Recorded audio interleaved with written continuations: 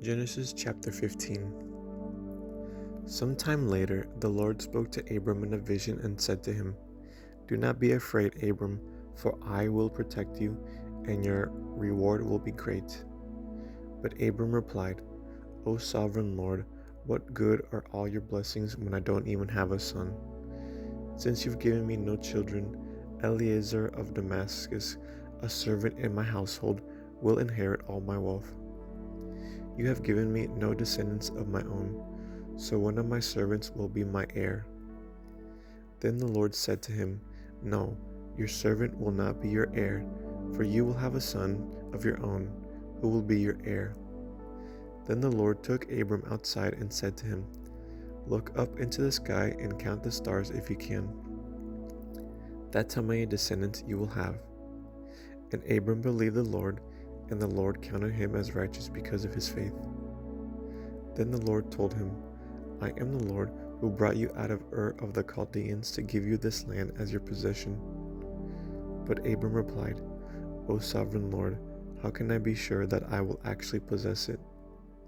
The Lord told him, "Bring me a 3-year-old heifer, a 3-year-old female goat, a 3-year-old ram, a turtle dove, and a young pigeon." So Abram presented all these to him and killed them. Then he cut each animal down the middle and laid the halves side by side. He did not, however, cut the birds in half. Some vultures swooped down to eat the carcasses, but Abram chased them away. As the sun was going down, Abram fell into a deep sleep, and a terrifying darkness came down over him. Then the Lord said to Abram, "You can be sure that your descendants will be strangers in a foreign land, where they will be oppressed as slaves for 400 years. But I will punish the nation that enslaves them, and in the end they will come away with great wealth. As for you, you will die in peace and be buried at a ripe old age.